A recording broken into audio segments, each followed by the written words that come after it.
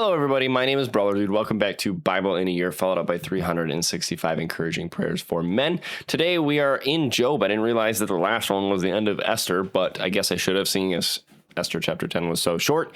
But we are in Job, and we're reading Job 1 through 5 today. Make sure you guys click the link in the description below to go listen to today's devotional. Thank you guys so much for joining me, and let's get right into today's reading. Job chapter 1. There was a man in the land of Uz, whose name was Job. And that man was blameless and upright, and one who feared God and shunned evil. And 7 sons and 3 daughters were born to him. Also his possessions were 7,000 sheep, 3,000 camels, 500 yoke of oxen, 500 female donkeys, and a very large household, so that this man was the greatest of all the people of the east. And his sons would go and feast in their houses, each on his appointed day, and would send and invite their 3 sisters to eat and drink with them. So it was when the days of feasting had run their course that Job would send and sanctify them, and he would rise early in the morning and offer burnt offerings according to the number of them all. For Job said, "It may be that my sons have sinned and cursed God in their hearts." Thus Job did regularly. Now there was a day when the sons of God came to present themselves before the Lord, and Satan also came among them. And the Lord said to Satan, "From where do you come?" So Satan answered the Lord and said, "From going to and fro on the earth, and from walking back and forth on it." Then the Lord said to Satan, "Have you considered my servant Job, that there is none like him on the earth, a blameless and upright man, one who fears God and shuns evil?" So Satan answered the Lord and said, "Does Job fear God for nothing? Have you not made a hedge around him, around his household, and around all that he has on every side? You have blessed the work of his hands, and his possessions have increased in the land. But now stretch out your hand and touch all that he has, and he will surely curse you to your face." And the Lord said to Satan, "Behold, all that he has is in your power, only do not lay a hand on his person." So Satan went out from the presence of the Lord. Now there was a day when his sons and daughters were eating and drinking wine in their oldest brother's house, and a messenger came to Job and said, "The oxen were plowing and the donkeys feeding beside them, when the Sabeans raided them and took them away. Indeed, they have killed the servants with the edge of the sword, and I alone have escaped to tell you." While he was still speaking, another also came and said, "The fire of God fell from heaven and burned up the sheep and the servants and consumed them, and I alone have escaped to tell you." While he was still speaking, another also came and said, "The Chaldeans formed 3 bands, raided the camels and took them away, yes, and killed the servants with the edge of the sword, and I alone have escaped to tell you." While he was still speaking, another also came and said, "Your sons and daughters were eating and drinking wine in their oldest brother's house, and suddenly a great wind came across the wilderness and struck the 4 corners of the house, and it fell on the young people, and they are dead, and I alone have escaped to tell you." Then Job arose, tore his robe, and shaved his head, and he fell to the ground and worshipped, and he said, "Naked I came from my mother's womb, and naked shall I return there. The Lord gave, and the Lord has taken away. Blessed be the name of the Lord." In all this, Job did not sin nor charge God with wrong.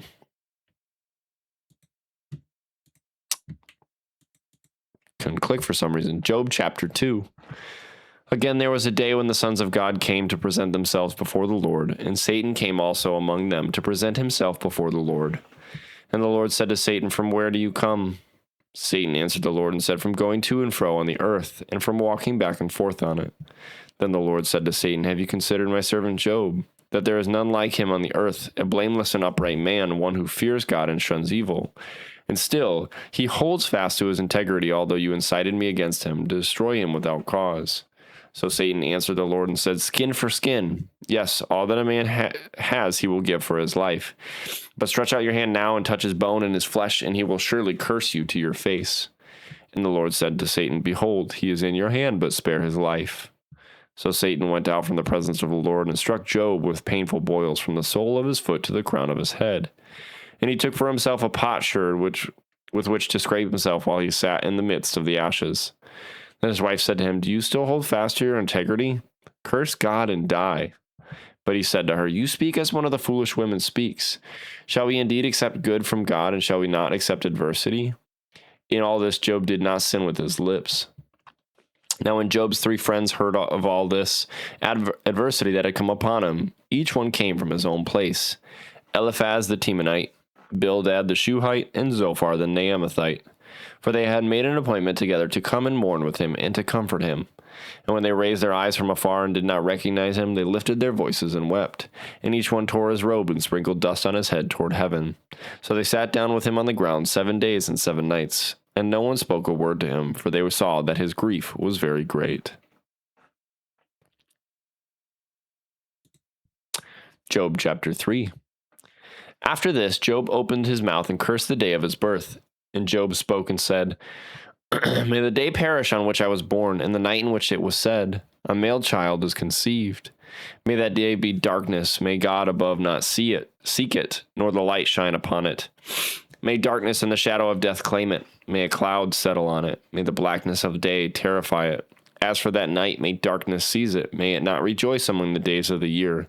May it not come into the number of the months. Oh, may that night be barren.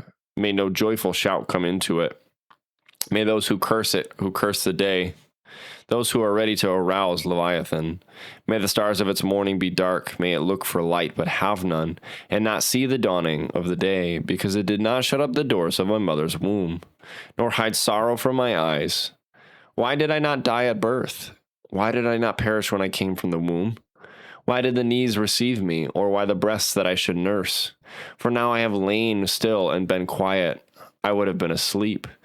Then I would have been at rest with kings and counselors of the earth who built ruins for themselves, or with princes who had gold, who filled their houses with silver. Or why was I not like a stillborn child, like infants who never saw light? There the wicked cease from troubling, and there the weary are at rest. There the prisoners rest together. They do not hear the voice of the oppressor. The small and great are there, and the servant is free from his master. Why is light given to him who is in misery, and life to the bitter of soul, who long for death, but it does not come, and search for it more than hidden treasures, who rejoice exceedingly and are glad when they can find the grave? Why is light given to a man whose way is hidden, and whom God has hedged in? For my sighing comes before I eat, and my groanings pour out like water. For the thing I greatly feared has come upon me, and what I dreaded has happened to me. I am not at ease, nor am I quiet. I have no rest, for trouble comes. Job chapter 4. Then Eliphaz the Temanite answered and said, If one attempts a word with you, will you become weary? But who can withhold himself from speaking?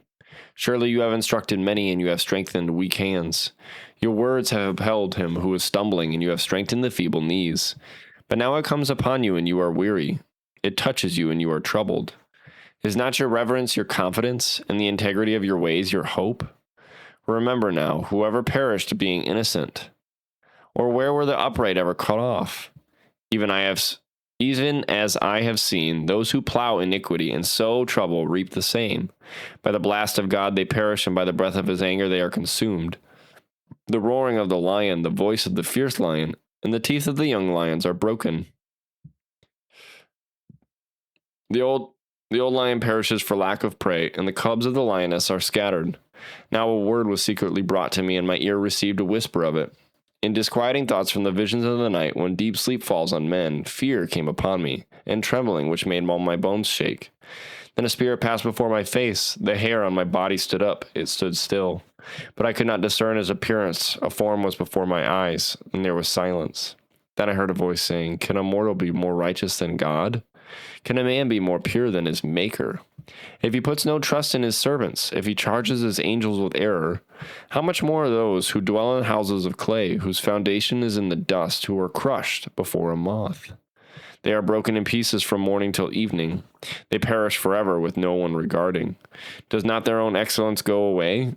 They die even without wisdom. Job chapter 5. Call out now, is there anyone who will answer you? And to which of the holy ones will you turn? For wrath kills a foolish man, and envy slays a simple one. I have seen the foolish taking root, but suddenly I cursed his dwelling place. His sons are far from safety, they are crushed in the gate, and there is no deliverer. Because the hungry eat up his harvest, taking it even from the thorns, a snare snatches their substance. For affliction does not come from the dust, nor does trouble spring from the ground. Yet man is born to trouble as the sparks fly upward. But as for me, I would seek God, and to God I would commit my cause, who does great things and unsearchable, marvelous things without number. He gives rain on the earth and sends waters on the fields. He sets on high those who are lowly, and those who mourn are lifted to safety. He frustrates the devices of the crafty so that their hands cannot carry out their plans. He catches the wise in their own craftiness, and the counsel of the cunning comes quickly upon them. They meet with darkness in the daytime and grope at noontime as in the night. But he saves the needy from the sword, from the mouth of the mighty, and from their hand. So the poor have hope, and injustice shuts their mouth, or her mouth. Behold, happy is the man whom God corrects. Therefore do not despise the chastening of the Almighty. For he bruises, but he binds up. He wounds, but his hands make whole. He shall deliver you in 6 troubles. Yes, in 7 no evil shall touch you. In famine he shall redeem you from death, and in war from the power of the sword. You shall be hidden from the scourge of the tongue, and you shall not be afraid of destruction when it comes. You shall laugh at destruction and famine, and you shall not be afraid of the beasts of the earth, for you shall have a covenant with the stones of the field, and the beasts of the field shall be at peace with you. You shall know that your tent is in peace. You shall visit your dwelling and find nothing amiss. You shall also know that your descendants shall be many, and your offspring like the grass of the earth. You shall come to the grave at a full age, as a sheaf of grain ripens in its season. Behold, this we have searched out. It is true. Hear it and know for yourself.